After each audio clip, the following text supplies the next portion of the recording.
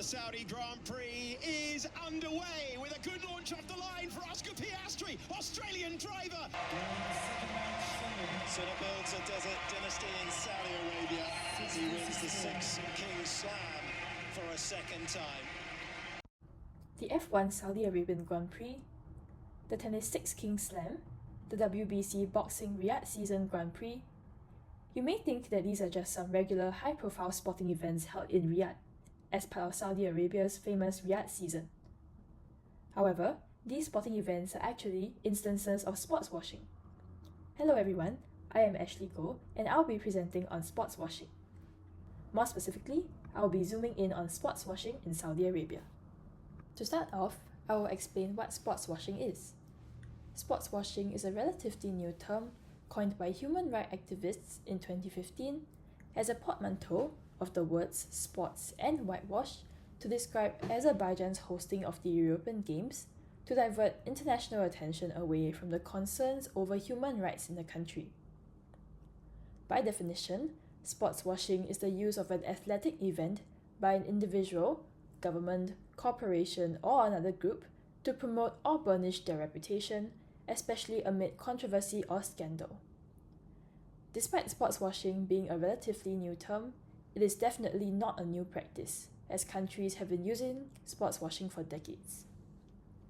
Back in 1936, under Adolf Hitler's dictatorship, Nazi Germany hosted the 1936 Berlin Olympic Games to shift attention away from the persecution of Jews and minorities. And in 1978, Argentina's military junta hosted the FIFA World Cup, masking the dirty war whereby close to 30,000 political dissidents were killed or disappeared.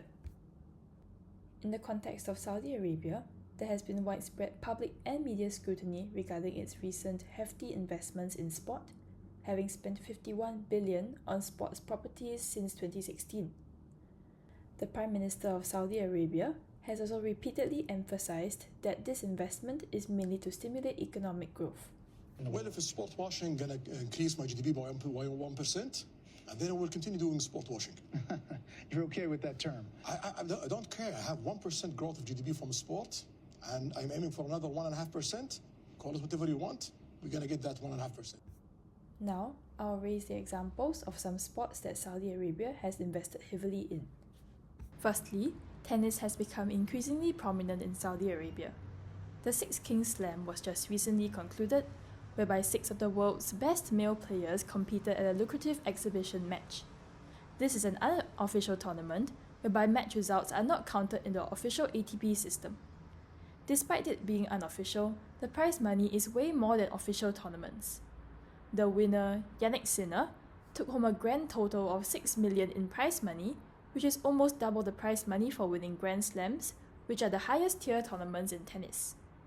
Even Stefanos Tsitsipas, who lost in the first round, earned $1.5 million as a participation fee. Another headline tournament is the upcoming WTA Finals in Riyadh that Saudi Arabia has been hosting since last year, in which the top 8 singles players and doubles teams compete against each other in a round-robin format for the final trophies of the year. This tournament drew a lot of public scrutiny and backlash. In the players' photo shoots, the ladies were dressed in luxury fashion, creating a glamorous image in a controversial setting. These ladies are few of the most powerful athletes in the world, free to dress however they want on or off the court, in a setting where that right is still being negotiated by many female locals, as seen by how Saudi women must wear the abayas in public, and most have to cover their hair and face with a black veil. Secondly, football has also gained importance in Saudi Arabia. Saudi Arabia's public investment fund became majority owners of Newcastle United, a professional football club that competes in the Premier League. Additionally, Saudi football clubs have also signed many high-profile football players to play in their national leagues. Cristiano Ronaldo signed on to Al Nassr, while Al Hilal agreed to sign on Brazil superstar Neymar for €77.6 million, excluding add-ons. Saudi Arabia is also set to host the 2034 FIFA World Cup. With the help of international high-profile names, Saudi Arabia seeks to use sport to project Saudi Arabia to a wider audience to enhance its worldwide TV coverage. It sees itself as being at the center of a new world order, and investing in sport helps contribute to that national positioning. These extensive moves by the Saudi Arabian government has incited widespread public backlash for several reasons. This is due to Saudi Arabia's infamous history of neglecting and defying human rights, restricting the people's individual freedom, and issuing severe punishment to those who defy the government. In Saudi Arabia, women and girls remain subject to discrimination in law and in practice. In the field of sports, just as recently as 2018, women and girls were still barred from taking part in sports in schools or even watching sports in stadiums. The implementation of superficial reforms, such as promoting the Vision 2030 as a platform to increase women's involvement in sport, without substantive institutional change, does not aim to tackle the unequal place that women occupy in the male-dominated regime. If anything, these reforms are simply tokenistic and do not signify any genuine political will nor intention to improve women's conditions. This is why the WTA finals in Riyadh incited such backlash as a form of sports washing. The total prize money is $15.5 million, the greatest prize money out of any competition on the WTA tour in history, as part of a long-standing fight to promote gender equality and women's rights in tennis. This competition is carried out in a country whose practices directly go against the WTA's missions, as women's rights in Saudi Arabia are highly restricted, not only in the realm of sport, which is rather oxymoronic. The above point also overlaps with another way Saudi Arabia violates human rights, whereby the government restricts freedom of speech and expression and enacts harsh punishment on those who oppose the government.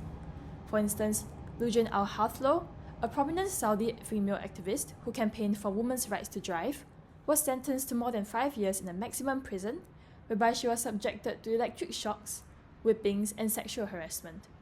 Furthermore, she was offered freedom if she agreed to say that she was not tortured.